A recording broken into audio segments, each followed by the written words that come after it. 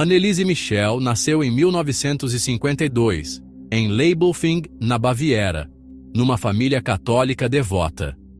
Sua infância foi marcada por disciplina, orações e missas. Era uma jovem comum, dedicada aos estudos e à fé, sonhando em ser professora.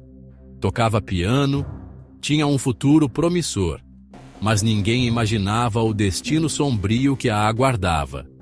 Sua história começou com um tremor inexplicável à noite. Sua tragédia não é ficção, é um caso que desafia os limites entre medicina, fé e sanidade. Quem foi Anneliese Michel? Uma jovem, uma mártir ou apenas uma vítima? Em 1968, aos 16 anos, Anneliese teve sua primeira convulsão. O diagnóstico: epilepsia do lobo temporal. Mas os ataques pioraram. Vieram alucinações durante as orações, rostos demoníacos, vozes ameaçadoras. O medo de objetos sagrados tomou conta dela. A vida social ruiu. A depressão se instalou. Os remédios não ajudavam. A sombra se tornava impossível de ignorar. O início do horror estava apenas começando. Anneliese passou por hospitais, exames e tratamentos psiquiátricos. Nada funcionava. Os sintomas só pioravam. Desenvolveu aversão a objetos religiosos, recusando até água benta. A família, convencida de possessão, buscou ajuda da igreja. O padre Ernst Alt levou o caso a sério, observando sinais além da medicina. A igreja, cautelosa, exigia provas e recomendou continuar o tratamento médico. A família sentiu-se desamparada, mas não desistiu. Após anos de insistência e agravamento do quadro, o bispo autorizou o exorcismo. O ritual seria secreto, conduzido pelos padres Alt e Renz. Para a família, era a última esperança. Acreditavam que a batalha espiritual finalmente começaria, mas não sabiam que estavam abrindo portas para algo ainda mais sombrio. O exorcismo não era apenas um ritual, era um mergulho no desconhecido. A fé se tornava arma e escudo. O destino de Anneliese estava selado. O que viria a seguir mudaria para sempre todos os envolvidos.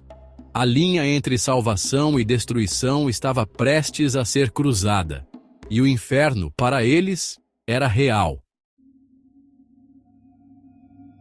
Em setembro de 1975, os exorcismos começaram na casa dos Michel. Sessões longas, registradas em mais de 40 fitas de áudio. Anneliese se transformava. Voz gutural, força sobre-humana, linguagem blasfema. Era preciso contê-la. Ela se debatia, rosnava, se machucava. Os padres enfrentavam o que acreditavam ser uma legião de demônios. Fenômenos estranhos ocorriam. Luzes piscavam, objetos voavam, portas batiam. Anneliese recusava comida, alimentando-se de insetos e carvão. Seu corpo definhava, marcado por feridas e joelhos quebrados. A cada sessão, esperança e terror se misturavam. Os padres achavam que estavam vencendo, mas Anneliese se destruía. A família via a filha se tornar irreconhecível. O sofrimento era extremo, o preço altíssimo. O quarto virou campo de batalha, o corpo dela, o campo. Todos acreditavam agir em nome de Deus. Mas a cada dia, a dúvida crescia.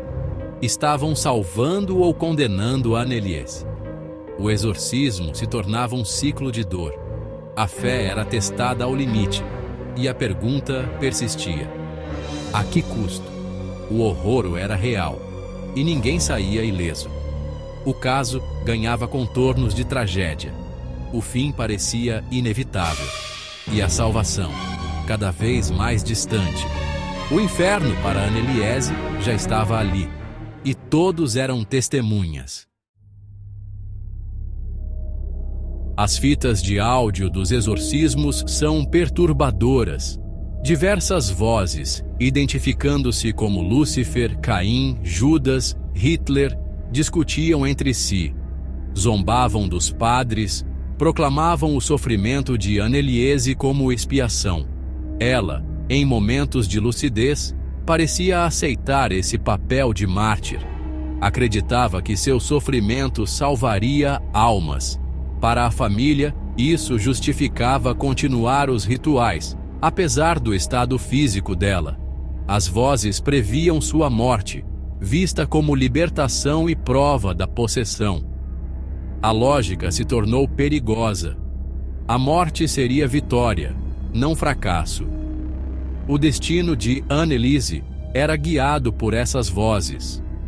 O abismo entre fé e realidade se aprofundava, e a tragédia se aproximava do fim. As fitas dos exorcismos documentam o horror vivido por Anneliese. Sua voz doce dava lugar a gritos e rosnados inumanos. As entidades falavam com ódio, detalhando depravações e zombando da fé. Para os padres era prova de possessão. Para céticos, psicose profunda. O impacto físico era audível. Gritos, quedas, correntes se partindo. As fitas se tornaram peças centrais no julgamento. Dividiram opiniões, possessão ou doença mental, mas todos concordam. Elas registram sofrimento extremo. Um testamento sombrio da dor de Anneliese e um eco que persiste até hoje. Os meses de exorcismo destruíram o corpo de Anneliese. Esquelética, com joelhos fraturados, pneumonia e desnutrição, ela estava à beira do fim. Em seus últimos dias, parecia resignada, falando da morte como libertação. Em 30 de junho de 1976, o último exorcismo foi realizado. Suas últimas palavras: "Implorem por absolvição" e "Mãe, estou com medo". No dia seguinte, Anneliese morreu. A causa oficial: desnutrição e desidratação. A morte dela chocou a Alemanha e o mundo. Como alguém morre de fome no século XX, sob cuidados familiares e religiosos. A tragédia privada virou escândalo público. O julgamento estava prestes a começar. A batalha pela alma de Anneliese terminou. Agora, começava a luta por sua memória. Em 1978, pais e padres foram julgados por homicídio por negligência. A acusação confiara em rituais em vez de cuidados médicos. O julgamento opôs fé e ciência, religião e lei. A defesa alegou boa-fé, tentando provar a possessão. As fitas foram apresentadas como prova. Especialistas médicos diagnosticaram epilepsia e psicose religiosa. Para eles, tudo era explicável pela ciência. O veredito: culpados, mas com sentenças leves, reconhecendo a convicção religiosa. A decisão dividiu opiniões: vitória da razão ou perseguição à fé. O debate não terminou ali. A justiça dos homens falou, mas o mistério permaneceu. E a pergunta essencial ficou sem resposta.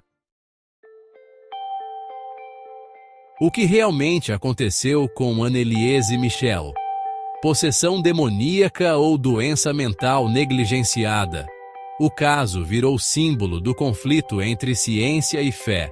Para uns, ela é mártir, para outros, vítima da superstição.